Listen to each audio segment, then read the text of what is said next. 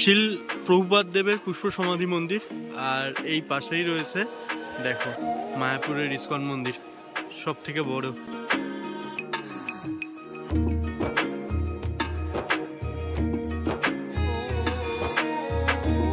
এইরকম ফাঁকা একটা ট্রেনে যদি তোমরা হাওড়া থেকে মায়াপুর যেতে চাও তাহলে অবশ্যই দেখতে থাকো আমার এই ব্লগ।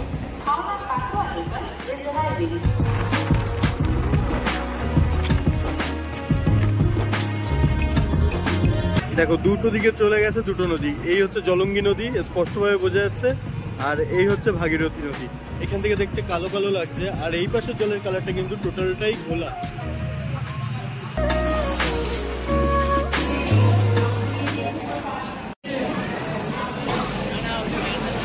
হ্যালো বন্ধুরা, আমি প্রভাস, আর একটা নতুন ভিডিওতে তোমাদের সবাইকে স্বাগত জানাচ্ছি। আমি এখন রয়েছি হাওড়া রেলওয়ে স্টেশনে, আর উঠে পড়েছি হাওড়া থেকে ব্যান্ডেল যাওয়ার লোকাল ট্রেনে। এটা হচ্ছে ব্যান্ডেল লোকাল। এই ব্যান্ডেল লোকালটা হাওড়া স্টেশন থেকে ছাড়ার টাইম রয়েছে 11টা বেজে 15 মিনিটে। আর এই ট্রেনে করে আমি আজকে যাচ্ছি নবদ্বীপ হয়ে মায়াপুর। তো চলো এই নবদ্বীপ হয়ে মায়াপুরের যে একটা সুন্দর ট্রেন জার্নি, মানে বুঝতেই পারছো পুরো ফাঁকায় ফাঁকায় একটা ট্রেন জার্নি হবে। বন্ধুরা, আমাদের ট্রেন ছেড়ে দিল হাওড়া জাংশন রেলওয়ে স্টেশনে ঠিক কাটায় 11টা বেজে 15 মিনিটে। আর এই ট্রেন আমাদের ব্যান্ডেল জংশন রেলওয়ে স্টেশনে গিয়ে পৌঁছাবে 12টা বেজে 29 মিনিট। তো ব্যান্ডেল থেকে আবার আমি ধরবো কাটোয়া লোকাল, সেই ট্রেনে করে যাবো নবদ্বীপ। তো তোমরা জার্নিটা দেখতে থাকো, খুব সুন্দর একটা ফাঁকায় ফাঁকায় ট্রেন জার্নি তোমাদেরকে দেখাবো। আর এই ট্রেনে কিন্তু তোমরা আরামসে পৌঁছে যাবে নবদ্বীপ হয়ে মায়াপুর।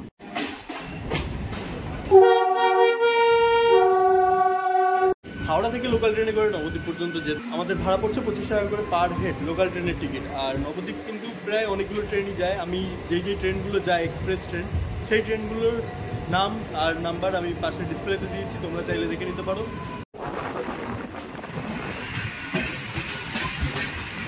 মায়াপুর যাওয়ার জন্য সবার আগে আমাদেরকে পৌঁছতে হবে নবদ্বীপ ধাম রেলওয়ে স্টেশন। সেখান থেকে আমাকে অটো বা টোটো ভাড়া করে যেতে হবে গঙ্গার ঘাট, এবং গঙ্গার ঘাট থেকে লঞ্চে করে নদী পার করে আমাকে পৌঁছতে হবে মায়াপুর ঘাট। বন্ধুরা, হাওড়া থেকে মায়াপুর যেতে আমাদের ছোট বড় প্রচুর স্টেশন পড়বে। তো সবকটা স্টেশন আমি তোমাদেরকে দেখাতে পারবো না, ভিডিওটা অনেকটা বড় হয়ে যাবে। সেই কারণে আমি বেশ কিছু ছোট বড় স্টেশন মিলিয়ে গুছিয়ে তোমাদেরকে দেখাবো। হাওড়া স্টেশন ছাড়ার পরে আমাদের ট্রেনের প্রথম স্টপেজ লিলুয়াতে ঢুকছে আমাদের ট্রেন। তো বেশ একটা ভালো লাইন ক্রসিং এখানটাতে দেখতে পাচ্ছি আমরা, একটা ট্র্যাক থেকে অন্য ট্র্যাক থেকে আরো অপর একটি ট্র্যাকে আমাদের ট্রেন এখন যাচ্ছে। বেশ ভালোই লাগছে এই ব্যাপারটা দেখতে।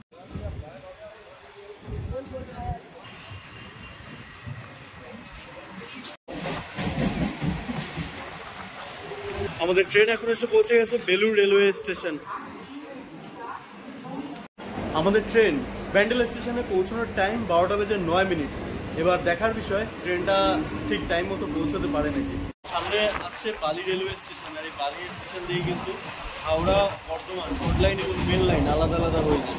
তোমাদেরকে দেখাচ্ছি, ঠিক এই জায়গাটা থেকে আলাদা হয়ে যাচ্ছে হাওড়া থেকে বর্ধমান যাওয়ার জন্য বর্ধমান মেন লাইন এবং বর্ধমান কোড লাইন।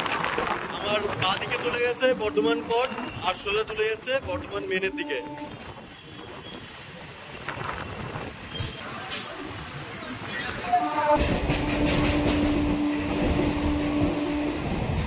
বালি স্টেশন পেছনে ফেলে রেখে আমরা এখন পৌঁছে গেলাম উত্তরপাড়া স্টেশন। তো এরকমই পরপর অনেকগুলো স্টেশন রয়েছে, তো যতগুলো স্টেশন পারবো তোমাদেরকে দেখাবো, মানে তোমাদেরই বোর লাগবে যদি ভিডিওটা বড় হয়। ট্রেন এখন আমাদের এসে পৌঁছলো হিন্দু মোটর রেলওয়ে স্টেশন। আমাদের ট্রেন এখন এসে পৌঁছে গেছে শেওড়াফুলি জংশন রেলওয়ে স্টেশন। এটা জংশন এই কারণেই এখান থেকে তারকেশ্বরের লাইন ভাগ হয়ে যাচ্ছে। তো চলো তোমাদেরকে দেখাচ্ছি কোথা থেকে ভাগ হচ্ছে তারকেশ্বর লাইনটা। ওই পাশটা থেকে কিন্তু চলে গেছে তারকেশ্বরের লাইন।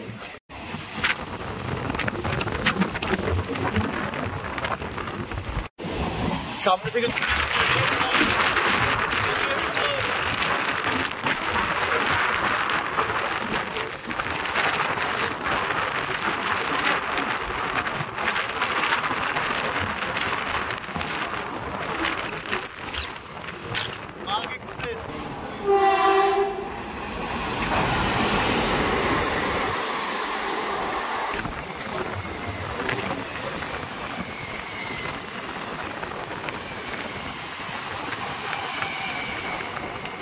বন্ধুরা, আমরা জাস্ট এই ক্রস করলাম হুগলি রেলওয়ে স্টেশন, তারপরেই রয়েছে ব্যান্ডেল। তো ব্যান্ডেল ঢোকার মুখে ট্রেন আমাদের স্লো হয়ে গেছে। দেখো এই যে লাইনটা তোমরা দেখতে পাচ্ছ এটা কিন্তু সোজা চলে গেছে নৈহাটির দিকে, আর এটা হাওড়া থেকে আসছে, আর এইদিকে হচ্ছে ব্যান্ডেল।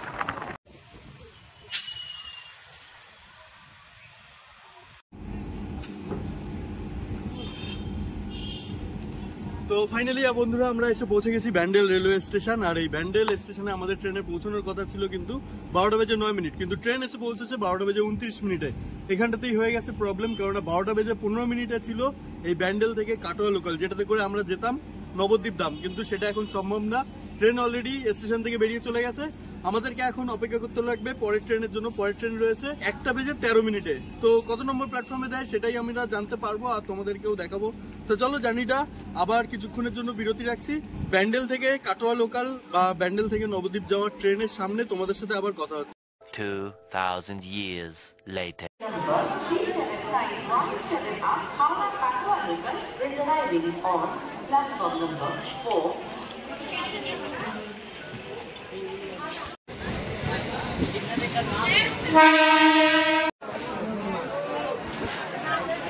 সময় 1:24 আর আমাদের ট্রেন ছেড়ে দিল ব্যান্ডেল রেলওয়ে স্টেশন থেকে।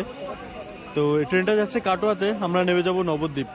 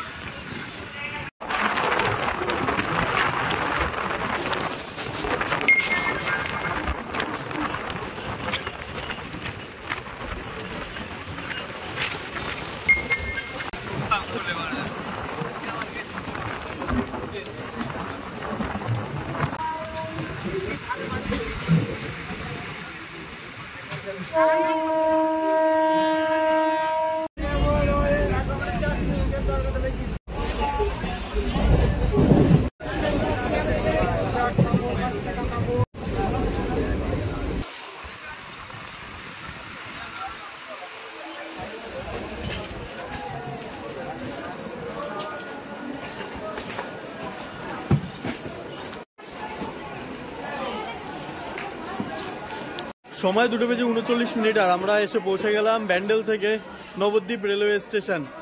ট্রেন জার্নিটা বেশ ভালোই ছিল, মধ্যেখানে একটুখানি টায়ার্ড লাগছিল বলে আমি বেশি একটা কিছু তোমাদেরকে দেখাতে পারিনি। তো এই যে বেরিয়ে যাচ্ছে কাটোয়া লোকাল নবদ্বীপ স্টেশন থেকে, আর আমরা এখন নবদ্বীপ স্টেশন থেকে যাব নবদ্বীপ ফেরিঘাট। তো টোটো ভাড়া কত থাকছে টোটো ভাড়া তোমাদেরকে জানাবো, আর যতটা তাড়াতাড়ি পারি ততটা আমি তাড়াতাড়ি পৌঁছানোর চেষ্টা করব নবদ্বীপ থেকে মায়াপুর। বন্ধুরা ব্যান্ডেল থেকে এই নবদ্বীপ পর্যন্ত আমার কাছে এই রুটটা পুরোটাই নতুন, মানে এর আগে আমি কখনো এই রুটে জার্নি করিনি, এই প্রথম আমি নবদ্বীপ স্টেশনে পা রাখলাম। তো যতগুলো স্টেশন আমি ব্যান্ডেল থেকে নবদ্বীপ পর্যন্ত দেখলাম সবকটাই আমার কাছে জাস্ট নতুন ছিল, বেশ আলাদা একটা এক্সপিরিয়েন্স ছিল আমার কাছে। তো নবদ্বীপ স্টেশনে পৌঁছে কিন্তু নবদ্বীপ স্টেশনের ওপরেই এরকম হনুমান দেখতে পাচ্ছি, যাদেরকে এখানকার যারা প্যাসেঞ্জার আছে তারা খাবার দাবার দিচ্ছে। তো দেখি আমরাও একটু চেষ্টা করবো যদি আমাদের হাত থেকে কিছু খায় তো ওদেরকে খাইয়ে দাইয়ে তারপরে যাব নবদ্বীপ গঙ্গার ঘাটে, যেখান থেকে ফেরি নিয়ে গঙ্গা নদী পার করে আমরা যাব মায়াপুর ঘাটে।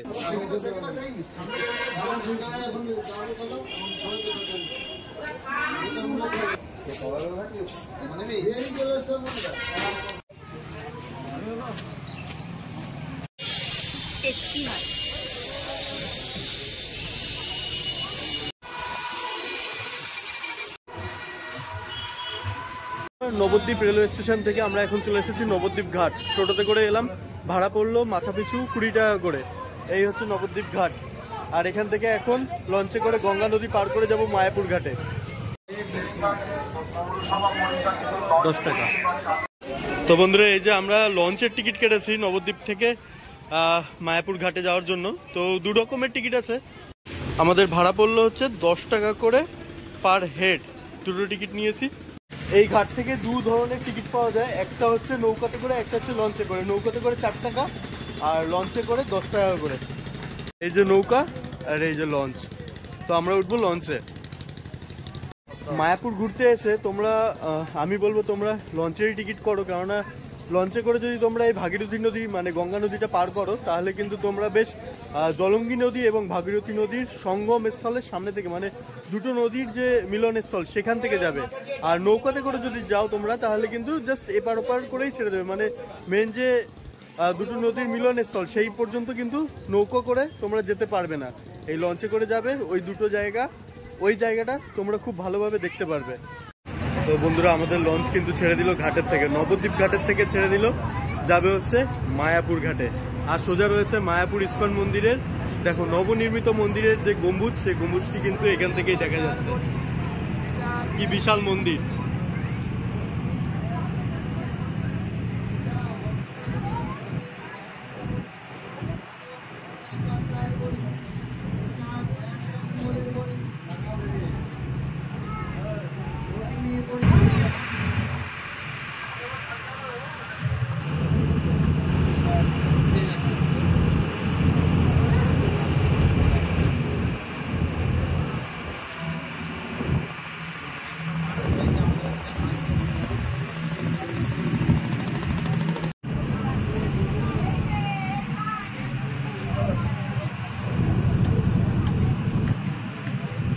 দেখো দুটো দিকে চলে গেছে দুটো নদী, এই হচ্ছে জলঙ্গি নদী স্পষ্টভাবে বোঝা যাচ্ছে, আর এই হচ্ছে ভাগীরথী নদী।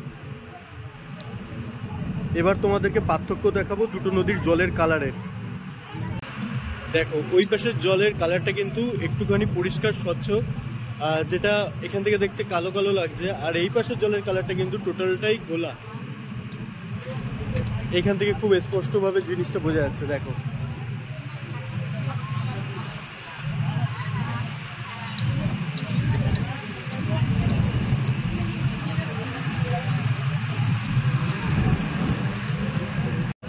তো বন্ধুরা এখন কিন্তু আমাদের লঞ্চ জলঙ্গি নদীর ওপর থেকেই চলছে, ভাগীরথী নদী আমরা পেছনে ফেলে এসেছি, আর সামনেই রয়েছে ওই যে ঘাট, আমরা চলে এসেছি প্রায়।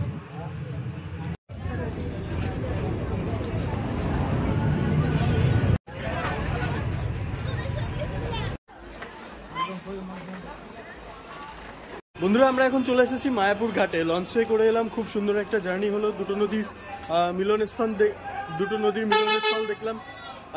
তো যাই হোক, তোমাদেরকে যেটা বলছি, এখন এই নদীর ঘাট থেকে আমরা যাবো মন্দির পর্যন্ত, টোটোতে করে যাবো, 10 টাকা করে ভাড়া রয়েছে।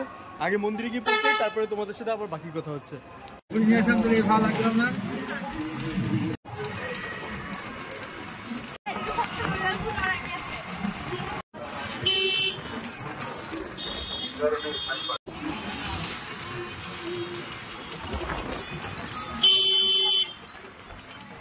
বন্ধুরা আমরা এসে পৌঁছে গেছি মায়াপুর ইস্কন মন্দিরের মূল মন্দিরের মেন গেটের সামনে। এটা 1 নম্বর গেট। তো এখান থেকে এখন প্রবেশ করব মন্দিরের ভেতরে।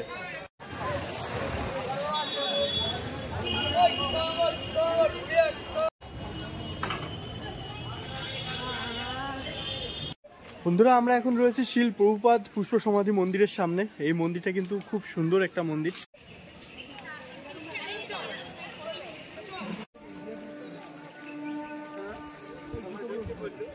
বন্ধুরা এই ছিল আজকের ভিডিওটাতে আমি তোমাদেরকে দেখালাম যে তোমরা কিভাবে হাওড়া থেকে নবদ্বীপ হয়ে মায়াপুর আসতে পারবে এবং খুব সুন্দরভাবে নবদ্বীপ মায়াপুর ঘুরে দেখতে পারবে। নবদ্বীপ এখনো ঘোরা হয়নি, মায়াপুরে এখনো আমার ঘোরা হয়নি, এটাও আগামী পর্বে আসবে। এই ভিডিওটা এটুকুই, দেখা হচ্ছে তোমাদের সাথে পরবর্তী কোনো একটা ভিডিওতে। ততক্ষণের জন্য ভালো থেকো, সুস্থ থেকো, টাটা।